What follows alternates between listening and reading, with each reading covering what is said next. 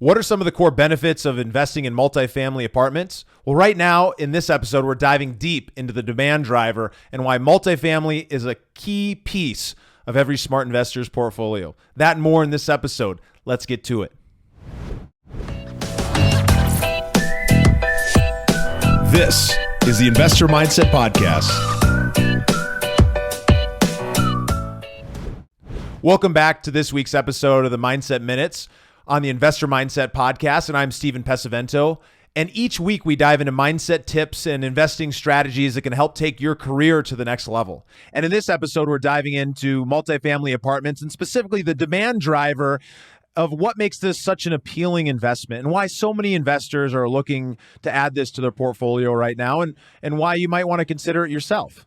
Join us each week as we share more strategies and tools that can help take your investing game to the next level and dive deeper into some of these topics. And if you're just joining us, make sure you hit that subscribe button so you never miss an episode.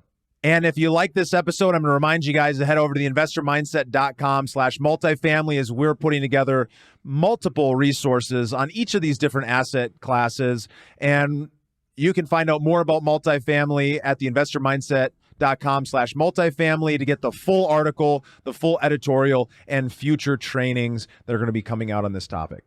So as we look at multifamily, there's a lot of reasons why people really love it. And there's a lot of reasons why everyday investors are flocking to this as one of their key places to be investing. And one of the reasons is because it's really easy to understand the demand driver and understand what this means when I'm investing in apartments, right? Everybody needs a place to live. And what we're seeing is that over time, people have been choosing multifamily and apartments as their place to call home more so than in any other time in history. I'm going to walk you through some numbers here, and I think this is really going to help paint a picture about why this has become such a popular option for investors and, why it's something that you might want to consider.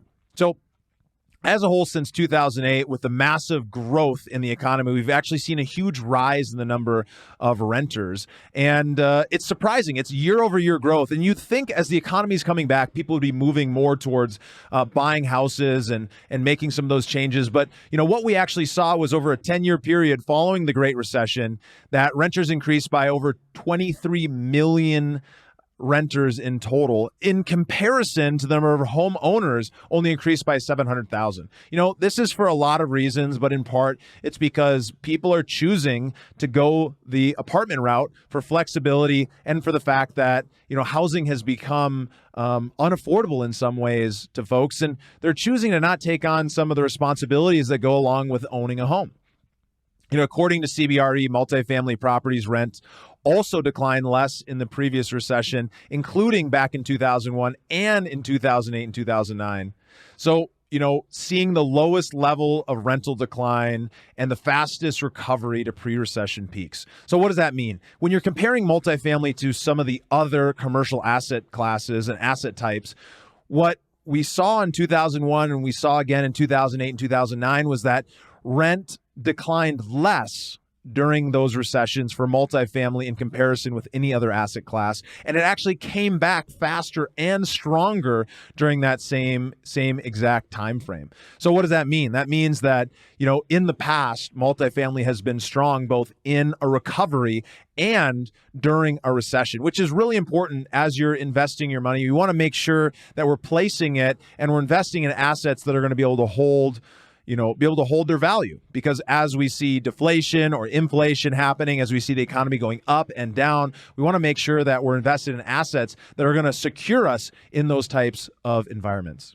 And there's two really big demographic drivers that are making a big difference in the multifamily space. And though across generations, we're seeing massive growth in the number of renters, we're seeing two generations in particular that we're keeping our eye on. And it might be something you guys might want to think about keeping your eye on as well. And that comes down to the baby boomers and the millennials. And when we think about it from a millennial perspective, what is a millennial? That is somebody who was born between 1981 to 1996. So, right now in 2020, that person's ranging between 24 to 39 years old.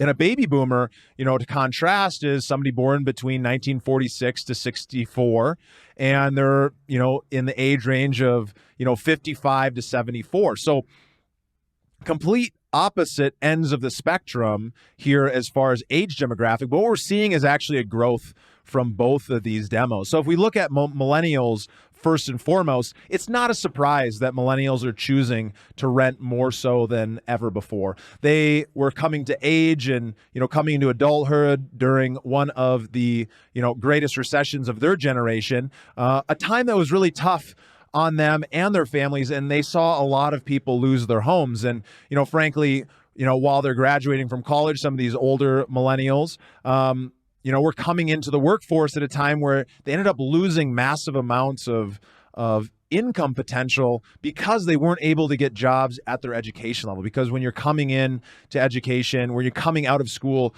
during a recession, things are tougher. But what the numbers actually show us is that the U.S. Census Bureau data shows that renting represents the most frequent housing type for millennials.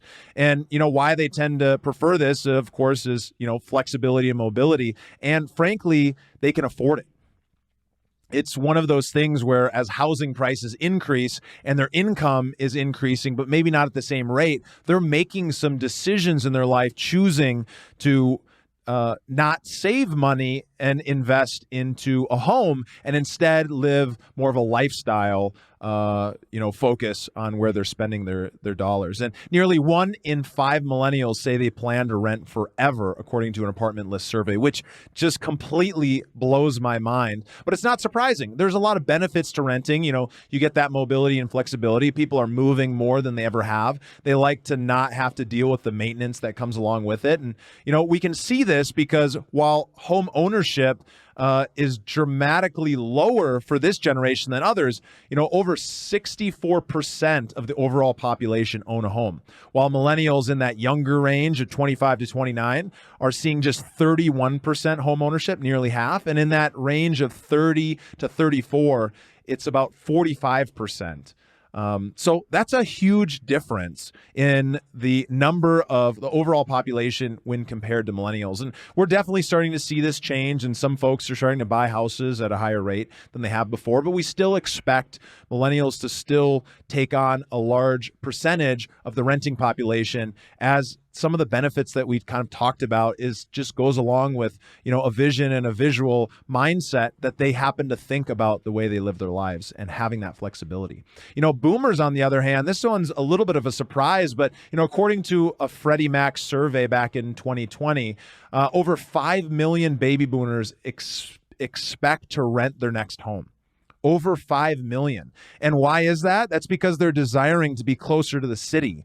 They're desiring to be able to live closer to their family, to have hassle-free maintenance living, to not have to deal with, doing, yard work or fixing up their home or doing those repairs that are frankly getting harder for some folks to take care of.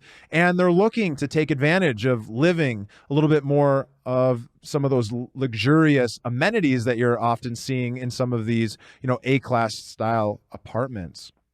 So, as boomers start to continue to grow into this renter space, as many more folks are moving in that direction, we're going to see a demand increase in the multifamily arena and the multifamily space for new rental housing for these folks. And, over the next 10 years, over 11,000 Americans will turn 65 every single day. And if this trend continues, we're going to continue to see more and more renters. So, what does this mean? Well, across asset classes, this is just one of the things that you look for. You look for where's that demand coming from and who is going to end up being that renter. And we're going to continue to see more and more people choose to rent homes if this trend continues. And, as this ends up being a really great choice for a lot of folks to be able to call, their rental apartment their home, we're going to see more and more investors move in this direction. And as you're looking at investing in multifamily at scale, when you're talking about 60, 80, 100, 200 large apartment buildings, there ends up being a lot of benefits that we'll get into in future episodes, and as well as we'll get into in depth in the editorial I talked about at the beginning. So make sure you head over to theinvestormindset.com/multifamily if you want to dive deep into some of the sources of this information and learn a little bit more about what we're going to be talking about in future episodes. At the end of the day, it's simple to understand the economics of multifamily because we all need a home to live. We all need a place, to lay our head at night and be able to come back. And for a lot of us that are working from home, we need a place to be able to actually do what we do to earn money. And so a lot of folks are continuing to move in this direction. So it becomes an asset class that's easy for, a general everyday person to understand. And what we're seeing here is these two generations, millennial and boomers, are making some big shifts. And as they continue to make those shifts and choose multifamily as their go-to choice for housing, that's going to be great for investors. Right now, 18.4 million millennials head up rental households when compared to 12.9 million Generation X and 10.4 million boomers. And as I mentioned, the boomers are growing in the number of folks that are moving into the rental arena, and the millennials, we don't really see them backing down. We don't really see people in that generation deciding to not continue renting, right? Of course, some folks are going to be able to step up into home ownership, and some people are choosing to make that a part of their life. But the numbers aren't really showing that it's happening at a huge number or a huge percentage that is something that we would want to worry about in the multifamily space. So, of course, whenever you're investing, you've got to make smart decisions. You got to be investing on a local level. The numbers are different depending on where you're looking. In some far off, rural areas, people are preferring to live in a home but in the cities, obviously multifamily is much more popular. Definitely make sure that wherever you're choosing to invest, the operator or yourself are really diving into those numbers to understand, well, does the economics make sense in this area? Are we going to continue to see population growth in the area where this apartment, are we going to see continued demand growth in this area, which is something that we always do whenever we're investing in any type of asset class. So this is just one of many things to consider on whether or not you want to be active or passive in adding multifamily to your portfolio. And like I said, if you want to learn more, we're going to continue to put out more great resources and have this as a hub at theinvestormindset.com/multifamily. So make sure you join us next week as we're going to be diving in more on the multifamily front. And in future weeks, we're going to be diving into other asset classes and uncovering what you need to educate yourself so that you can make smart investing decisions. You can find out all the information at that link that I told you. And I have to say, thank you guys so much for joining me. It's such a pleasure to be able to serve you guys. It's been such a pleasure to put so many episodes together for the Investor Mindset audience. And I'll leave you as I always leave you, and that's to live a life worth inspiring others. And you can do so today by taking what you learned here and actually applying, making some decisions on what you're going to do with your life and diving in to learn a little bit more. So with that, I have to thank you guys again. Please make sure you hit that subscribe button so you don't miss another episode and you can tell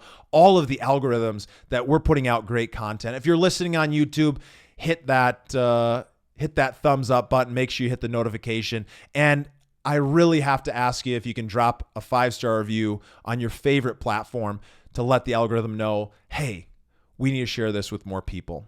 So with that, I'll see you guys on the other side.